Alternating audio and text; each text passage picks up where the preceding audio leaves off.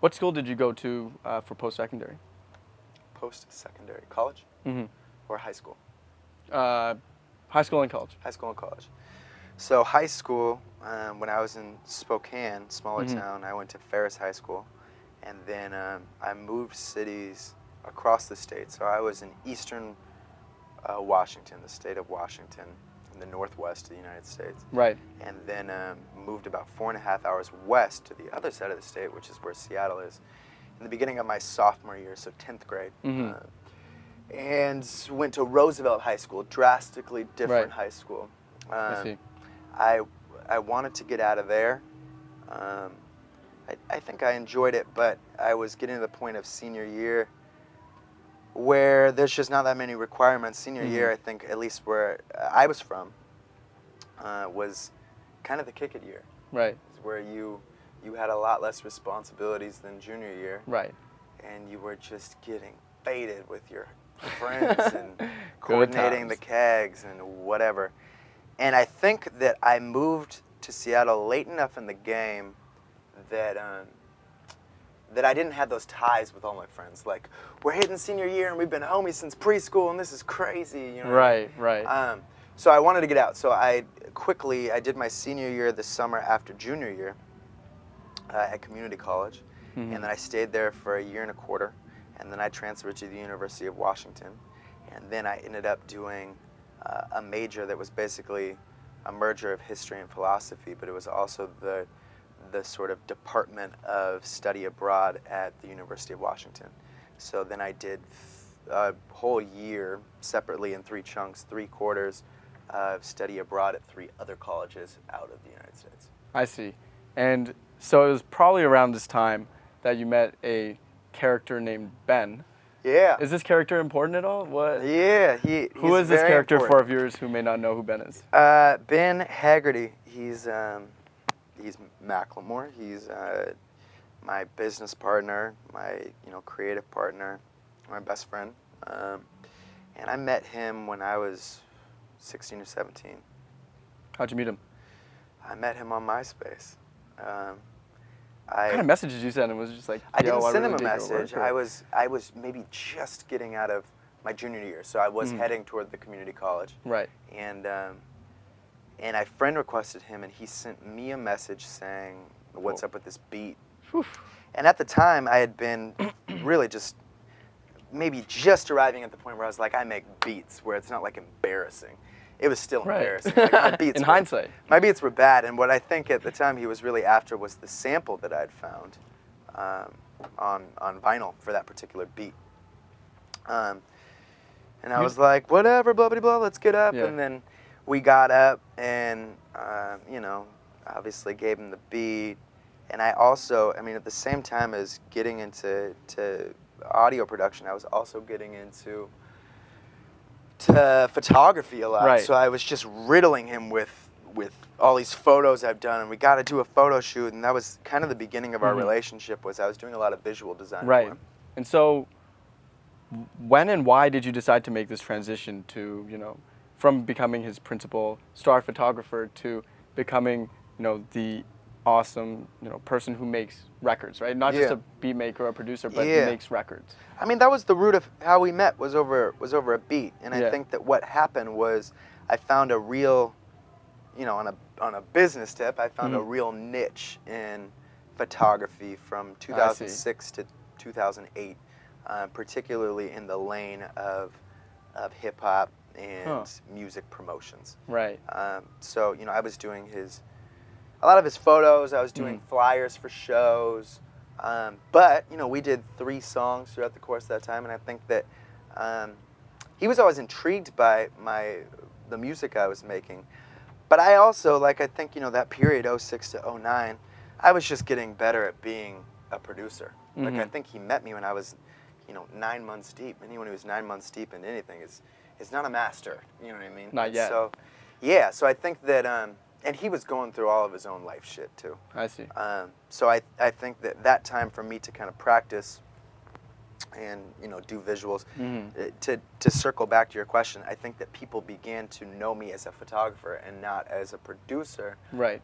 Because that's what I was getting publicized for. I think Right. Ben knew that I was also a music producer and was equally intrigued by that, and then the timing was better toward the end of 08. I see. Now, you touched on the topic of mastery. Do you have any tattoos? I do have. I have a 10,000 hours tattoo. Yeah. What is the significance of 10,000 hours? It's an idea. It's really a case study that was done by Malcolm Gladwell that he talks about in a book called Outliers. Malcolm Gladwell, obviously celebrity, New York Times writer, Right. also a huge author. That he's kind of the king of those sort of psychological, sort of philosophical, sort of Certainly. better your life look into culture books. And that stuck with me. I thought it was a dope book because he pulls examples from all these different weird places, from the Beatles to Bill Gates, and being insightful into their lives and people that you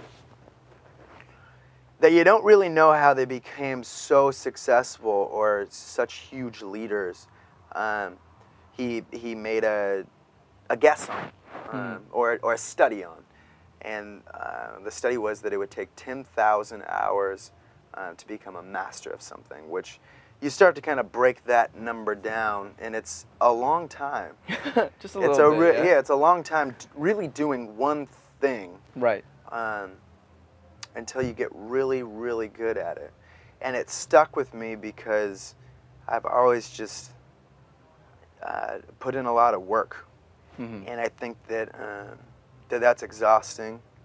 And I think that I made the call early on of very much sacrificing a lot of, go back to kind of the senior year thing. It's like, it's sort of choosing to dedicate yourself to something versus not getting faded as much. I still got faded. Right. Kind of sacrificing a social life. Right.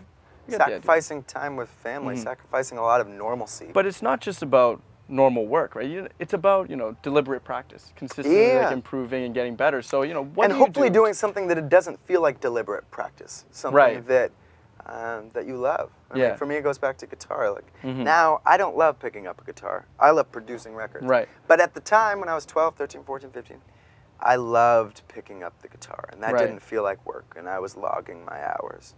And I feel the same now, and I think that one of the interesting things, this whole thing's on entrepreneurship, is that to me an entrepreneur usually spreads themselves out.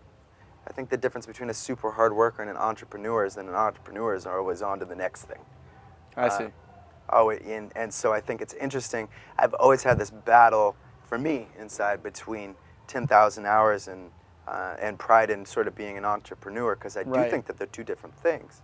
I think that 10,000 hours is being an expert at one thing. I think that for me, whatever has put me in the entrepreneur category has been chasing a variety of things. So, if you're directing music videos and you're producing records and you're DJing, you're spreading your hours out across a few different things. And hoping that in 60 years you're an expert at all three. Right. So are there any specific methods? We can take one of your, quote unquote specialties or focuses. Are there any methods of feedback that you like to use particularly? So like specific methods of feedback, like, oh, I will, go talk to XYZ, or I would go, try to see this process and see what my sticking points are, or stuff like that, right? Are there any specific things that you could share for someone else who's trying to master it and can't really figure out what they're having trouble with? Like a place to get advice? Or what do you mean? Feedback? Yeah, maybe sources of advice, right? Like, would you go to Ben to be like, oh, what do you think of this? Like, how can I improve this or whatever? Of course. I think regardless of what you're doing, whether you have a 50-50 business partner or whether you're just building a team. Right. That to me is step one, and that's something that I do think that we did well. I think the reason why we had a small team for so long and still remain a small team is that you're adding people that truly fit. Right. And I think for our squad, people that have had the ability to wear a lot of different hats. I mean, there's Ben and there's me, but you look at, you know, Trisha Davis, Ben's girlfriend, who is our tour manager right now. Right. She also has produced, you know, music videos that were imperative to where we're at right now. She also grew the merchandise store. She has overseen a lot of those different aspects of our business. So Right. even though, you know, the primary people in this would be me, Ben, Trisha, and Zach, my manager, these people are doing a lot of tasks beyond what, you know, their job title is on paper.